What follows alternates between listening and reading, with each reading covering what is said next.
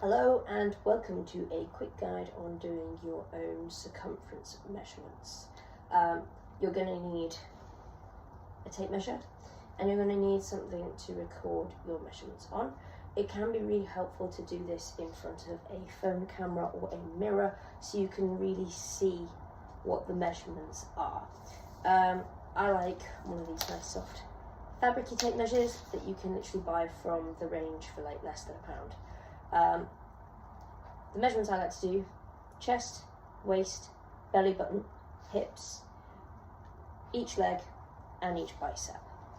These trunk measurements give you a good indicator as to your body composition, if that has changed, and then getting arm measurements and leg measurements gives you an indicator of if we've actually managed to increase muscle mass.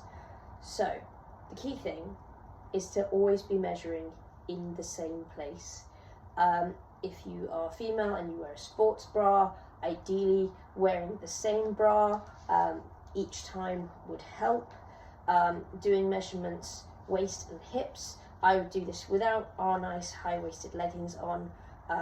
Just let it all hang out and actually get that true measurement so you can have reliability throughout the measurements.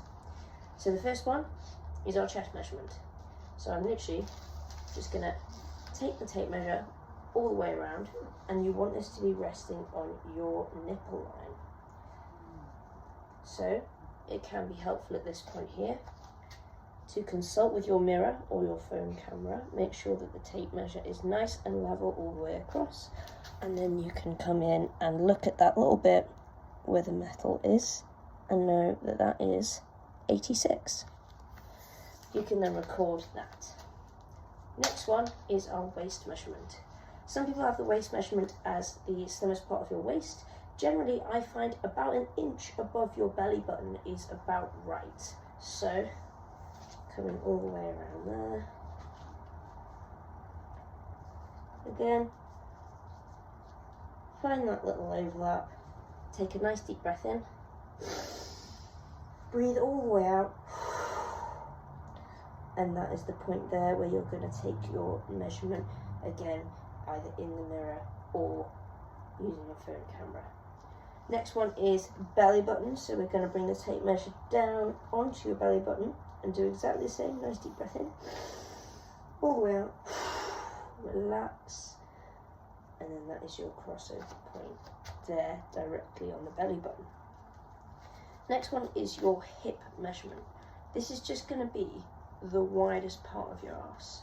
So if you find that and then come around the front, always important to make sure that that tape measure is really nice and level, and then coming in to find that overlap point there. So this for me is 94. So that just leaves our legs and our arms. Now you're going to flip the tape measure over to the inches point. You're going to take the metal bit to the very top of your kneecap, and you're going to measure 6 inches up. If you're wearing some shorts or some jazzy leggings, it can be helpful then to just kind of roll them up, or if you have jazzy leggings that have a pattern on, you can then use that pattern as an indicator as to where that 6-inch mark is. So I've now rolled my shorts up, so the 6-inch mark is on the stitching. So then you go round the leg at that point, back on the centimetre side, all the way around, stand up nice and straight, get that nice, tight and level. This is why it's helpful to have a marker, because things can slip. And then from there, find that overlapping point, which for me is 52.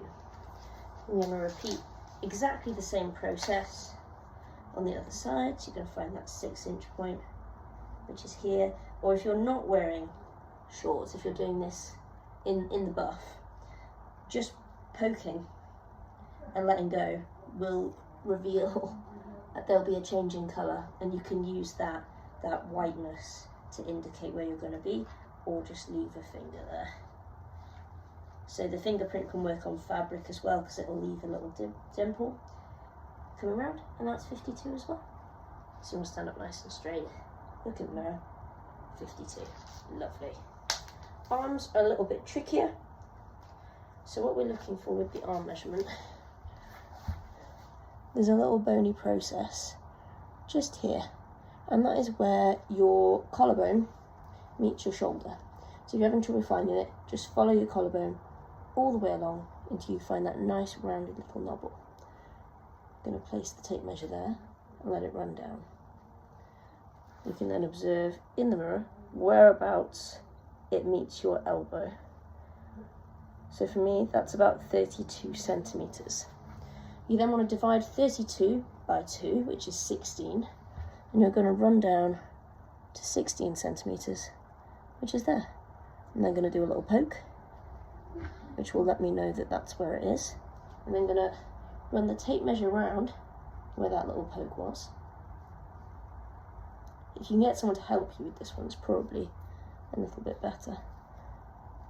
And then you're going to relax your arm by your side and observe that overlapping point, which for me is about 29.5. And then you're going to repeat exactly the same on the other side. One side will always be a little bit trickier than the other. That's okay. We're all left or right-handed. And those are all your measurements. If you repeat those every 6 to 8 weeks, that's probably a really good starting point. In terms of jumping on the scales, I like to do that a bit more frequently. I tend to step on a daily basis so I can see my daily weight fluctuations and keep up with those. But in terms of getting the tape measure out and getting into the nitty gritty, 6 to 8 weeks is probably about right. I hope you found this helpful, and I'll see you very soon. Bye.